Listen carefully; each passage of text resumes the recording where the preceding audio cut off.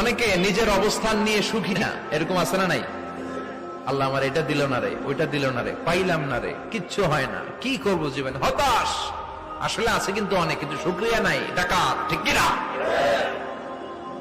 নিজের অবস্থান নিয়ে সুখী না, কিন্তু অনেক লোক আছে তারা আপনার অবস্থানে পৌঁছতে চায়। তাদের দিকে তাকিয়ে দেখেন, আপনি যে অবস্থানে আছেন এই অবস্থানে পৌঁছাটা অনেকের কাছে স্বপ্ন। তারা প্রতিনিয়ত সংগ্রাম আর স্ট্রাগল করে যাচ্ছে আপনার অবস্থানে পৌঁছতে, আর আপনি এটা নিয়ে সন্তুষ্ট না। শেখ সাদির নাম শুনেছেন? বালাগাল উলা কাশাফাত দুজা, এই কবিতাটা রচয়িতা ইরানের বিখ্যাত এক কবি। উনি একবার আর্থিক সমস্যার মধ্যে দিয়ে সময় কাটাচ্ছেন, টাকা নাই, পয়সা নাই, পায়ে দেওয়ার মতো জুতা নাই। উনি খুব দুঃখ পেলেন, হায় রে, আমি ইরানের এত বড় কবি, আমার পায়ে দেওয়ার মতো জুতা নাই। দুঃখ ভরা মন নিয়ে রাস্তায় হাঁটতে বেরোলেন। হাঁটতে হাঁটতে হঠাৎ দেখলেন একটা লোক শুয়ে শুয়ে কাঁদছে, ওই লোকটার দুইটা পাই নাই, পাই নাই। উনি সেজদায় পড়ে গেলেন, আল্লাহর কাছে ক্ষমা চাইলেন, আল্লাহ অনেক দিয়েছো, শুকর আলহামদুলিল্লাহ। এজন্য যেই পরিস্থিতিতেই থাকি না কেন আমরা কি পড়বো? জোরে বলেন, কি পড়বো? এজন্য কানাতু মিনাল ইসলাম, অল্পে তুষ্ট থাকার নাম হলো ইসলাম। সম্পদ লাগবে কিন্তু সম্পদের পাহাড় লাগবে না, ঠিক কিনা? অল্প খান, অল্প পড়েন, অল্প জমান, অল্পের ভেতরে বরকত ঢুকায়া দিছে কে? দেখবেন যাদের সম্পদ অল্প তারা সুখী বেশি। জরিপে এটা দেখা গিয়েছে, অনেক সার্ভেতে এটা এসেছে, যারা সম্পদশালী এরা দুঃখী বেশি, এদের দুঃখ বেশি, টেনশন বেশি। খুব স্বাভাবিক, টাকা যার বেশি রোগ তার বেশি, টাকা যার বেশি টেনশন তার বেশি, টাকা যার বেশি ঘরে শান্তি তার কম। আছে না নাই? ঘরের ভেতরে অশান্তি, ছেলে কথা শোনে না, ছেলে টানে গাঞ্জা, মেয়ে করে পরকিয়া। আছে না নাই? স্ত্রী কথা শোনে না, ভালোবাসা নাই, ঘরটা জাহান্নামের টুকরা। রোগ বালাই, এক একটা হসপিটাল বিল পরিশোধ করতে মাসে 5 লাখ 10 লাখ। আছে না নাই?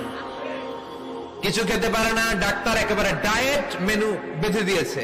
ডায়েট, ভেরি ডায়েট মেনু, এটা এটা এটা এটা কিছুই খাবেন না, শুধু গরু খাবেন না, খাসি খাবেন না, চিংড়ি খাবেন না, খালি ঘাস খাবেন। ইচ্ছে মতো ঘাস খাবেন, মানে ঘাস জাতীয় যত আইটেম আছে সব খাবেন।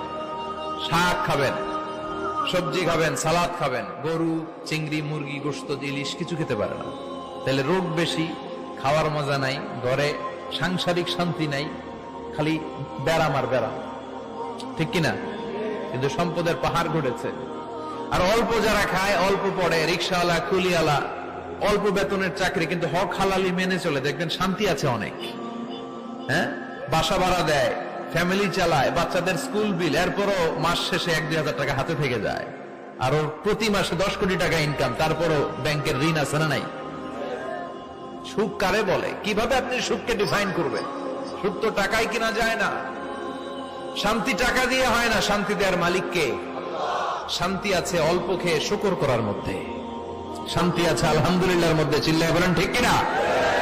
এজন্য অল্প খাবো, অল্প পড়বো, অল্প জামাবো, অল্পের ভেতরে বরকত দিয়েছে কে? দেখেন, ধনী ভাইরা খেতে পারে না, কিন্তু রিক্সাওয়ালার কি সমস্যা হয়? রিক্সাওয়ালারা সব খেতে পারে। কুলিওয়ালা, দিন মজুর, এরা একেবারে স্লিম, সুঠাম দেহি, মেদহীন পেট, পেটে কোনো মেদ নাই, ভুড়ি নাই। আর কোটিপতিদের মেদ আসারা নাই, এত বড় বড় পেট, ঠিক কিনা? আমাদেরও পেট আছে, তবে হালাল পেট, এটা হারাম টাকা দিয়ে এই ভুড়ি বানাই নাই আমরা। ছেলে বলেন, ঠিক কিনা? রিক্সাওয়ালা, কুলিওয়ালা নিজেও নামাজ পড়ে, বউ নামাজ পড়ে, বাচ্চাটাও নামাজ পড়ে, রিক্সা চালায় আর জিকির করে লা ইলাহা